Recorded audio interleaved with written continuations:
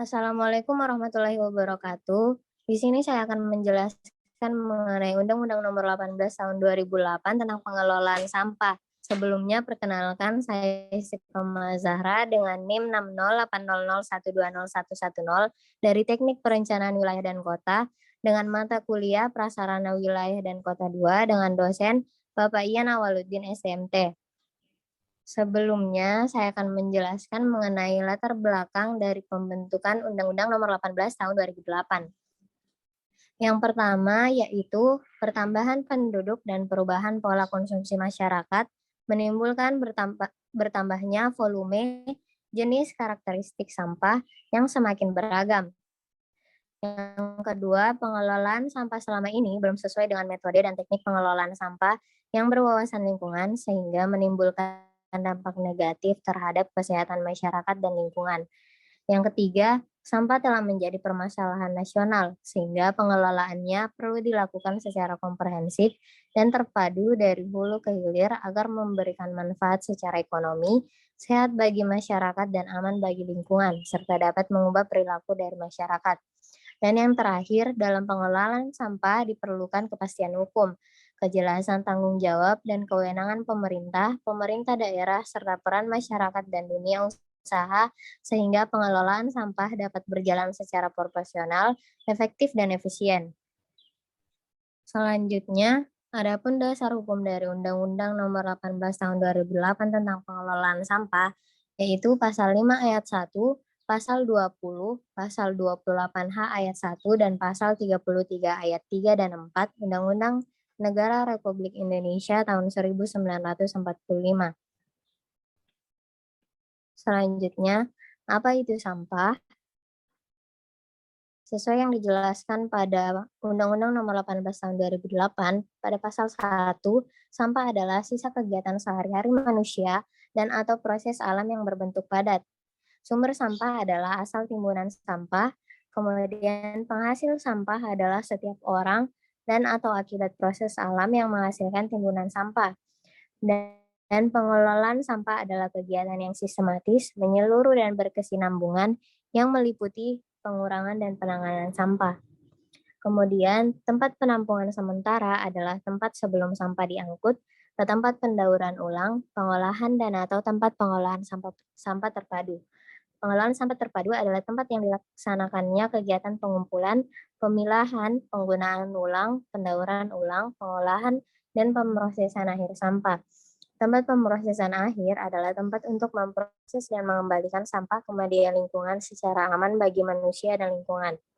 Kemudian selanjutnya yang dijelaskan pada pasal 2, yaitu sampah dikelola berdasarkan 3 jenis, yaitu sampah rumah tangga, sampah sejenis sampah rumah tangga, dan sampah spesifik. Sampah rumah tangga yaitu yang berasal dari kegiatan sehari-hari dalam rumah tangga dan tidak termasuk tinja dan sampah spesifik. Sedangkan sampah sejenis sampah rumah tangga yaitu berasal dari kawasan komersial, kawasan industri, kawasan khusus, fasilitas sosial, fasilitas umum, dan atau fasilitas yang lainnya. Kemudian sampah spesifik terbagi ke dalam beberapa kriteria. Yang pertama, sampah yang mengandung bahan berbahaya atau beracun. Yang kedua, sampah yang mengandung limbah bahan berbahaya dan beracun. Yang ketiga, sampah yang timbul akibat bencana. Yang keempat, puing bongkahan bangunan. Yang kelima, sampah yang secara teknologi belum dapat diolah. Dan yang terakhir adalah sampah yang timbul secara tidak periodik. Seperti gambar di samping, yang pertama bagian atas merupakan sampah jenis rumah tangga dan sejenis rumah tangga, dan yang di bawah adalah contoh sampah spesifik yaitu dari bahan-bahan yang mengandung bahan beracun. Selanjutnya asas dan tujuan. Adapun asas pengelolaan sampah yaitu asas berkelanjutan, asas manfaat, asas tanggung jawab, asas keadilan, asas kesadaran, asas kebersamaan, asas keselamatan, asas keamanan, dan asas nilai ekonomi. Adapun tujuan pengelolaan sampah yaitu untuk meningkatkan kesehatan masyarakat dan kualitas lingkungan serta menjadikan sampah sebagai sumber daya. Berikutnya tugas dan wewenang dari pemerintah. Pemerintah dan pemerintah daerah bertugas menjamin terselenggaranya pengelolaan sampah yang baik dan berwawasan lingkungan sesuai dengan tujuan sebagaimana dimaksud dalam undang-undang ini.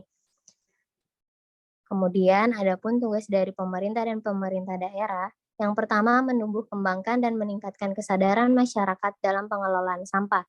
Yang kedua melakukan penelitian pengembangan teknologi, pengurangan dan penanganan sampah. Yang ketiga memfasilitasi, mengembangkan dan melaksanakan upaya pengurangan, penanganan dan pemanfaatan sampah.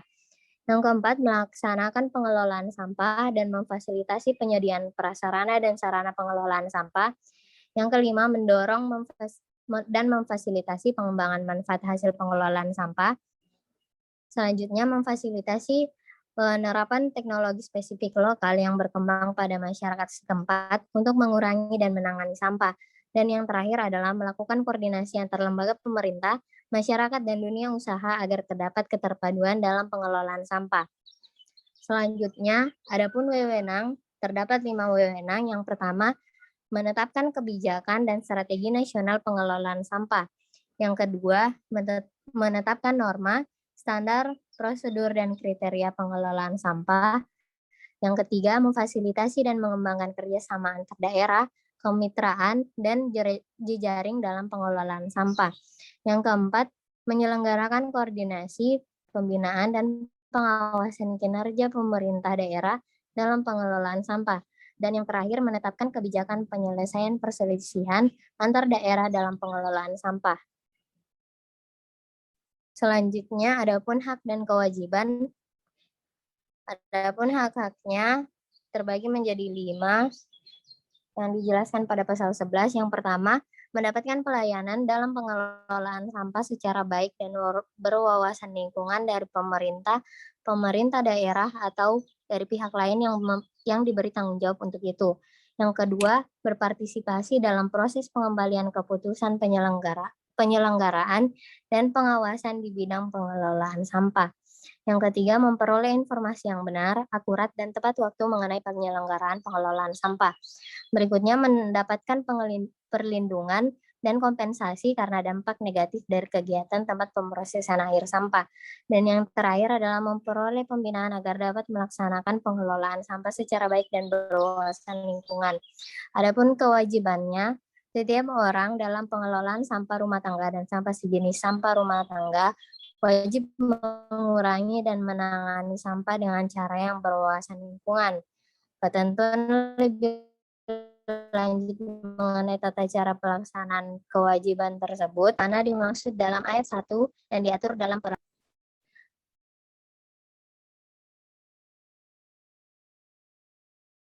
selanjutnya. Pengurangan sampah terbagi menjadi 3 cara. Yang pertama, pembatasan timbulan sampah. Yang kedua, pendauran ulang sampah. Dan yang ketiga, pemanfaatan kembali sampah. Selanjutnya, penanganan sampah terbagi menjadi 5. Yang pertama, pemilihan dalam bentuk pengelompokan dan pemisahan sampah sesuai dengan jenis, jumlah, atau sifat sampah. Seperti yang dapat dilihat dalam gambar tersebut. Kemudian, yang kedua, pengumpulan dalam bentuk pengambilan dan pemindahan sampah dari sumber sampah ke tempat penampungan sementara atau tempat pengolahan sampah terpadu. Yang ketiga, pengangkutan dalam bentuk membawa sampah dari sumber atau dari tempat penampungan sampah sementara atau dari tempat pengolahan sampah terpadu menuju ke tempat pemrosesan akhir, seperti pada gambar tersebut. Dan biasanya menggunakan truk sampah. Kemudian, yang keempat, pengolahan dalam bentuk mengubah karakteristik, komposisi, dan jumlah sampah. Dan yang terakhir adalah pemrosesan akhir sampah dalam bentuk pengembalian sampah atau residu hasil pengelolaan sebelumnya ke media lingkungan secara aman.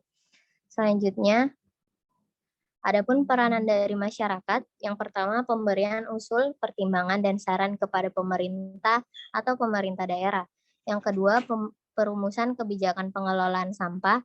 Yang ketiga, pemberian saran dan pendapat dalam penyelesaian sengketa persampahan. Kemudian selanjutnya, adapun larangan-larangan yang dimuat dalam undang-undang ini, yang pertama memasukkan sampah ke dalam wilayah negara Kesatuan Republik Indonesia. Yang kedua, mengimpor sampah. Yang ketiga, mencampur sampah dengan limbah berbahaya atau beracun. Yang keempat, mengelola sampah yang menyebabkan pencemaran dan atau perusakan lingkungan. Yang kelima, membuang sampah tidak pada tempatnya yang telah ditentukan dan disediakan. Yang kelima, Yang keenam, melakukan penanganan sampah dengan pembuangan terbuka di tempat pemrosesan akhir. Dan yang terakhir adalah membakar sampah yang tidak sesuai dengan persyaratan teknik pengelolaan sampah. Selanjutnya, adapun sanksi administratif, yang pertama paksaan dari pemerintah, yang kedua uang paksa, dan yang ketiga pencabutan izin. Kemudian selanjutnya, penyelesaian sengketa terbagi menjadi dua, yaitu yang pertama sengketa antar pemerintah daerah dan pengelola sampah, yang kedua sengketa antar pengelola sampah dan masyarakat. Penyelesaian sengketa tersebut dapat dilakukan di luar pengadilan ataupun melalui pengadilan. Dengan penyelesaian sengketa di luar pengadilan dilakukan dengan mediasi, negosiasi, arbitrase atau pilihan lain dari pihak yang bersengketa. Dan apabila tidak tercapai kesepakatan, maka pihak yang bersengketa dapat mengajukan ke pengadilan. Penyelesaian sengketa melalui pengadilan yaitu berupa gugatan perbuatan yang melawan hukum, seperti membuktikan unsur-unsur kesalahan, kerugian, dan hubungan sebab akibat antar perbuatan dan kerugian yang ditimbulkan. Selanjutnya, adapun ketentuan pidana, salah satunya yaitu setiap orang yang secara melawan hukum atau memasukkan mengimpor sampah rumah tangga atau sampah sejenis rumah tangga ke dalam wilayah Negara Kesatuan Republik Indonesia akan diancam dengan pidana penjara paling sedikit 3 tahun dan paling lama 9 tahun, dengan denda paling sedikit 100 juta dan paling banyak 3 miliar.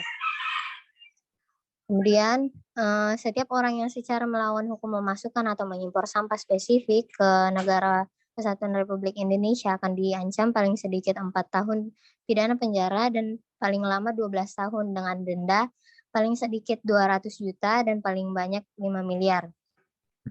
Dan beberapa ketentuan pidana yang lainnya. Selanjutnya,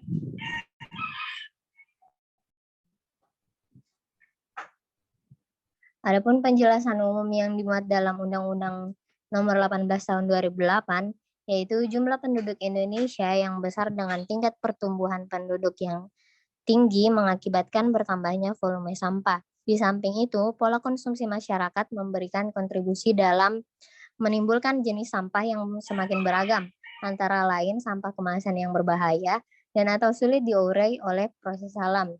Selama ini, sebagian masyarakat masih memandang sampah sebagai barang sisa atau tidak berguna, bukan sebagai sumber daya yang perlu dimanfaatkan. Masyarakat dalam mengolah sampah masih bertumpu pada pendekatan akhir atau biasa disebut dengan end of pipe, yaitu sampah dikumpulkan, diangkut, dan dibuang ke tempat pemrosesan akhir sampah.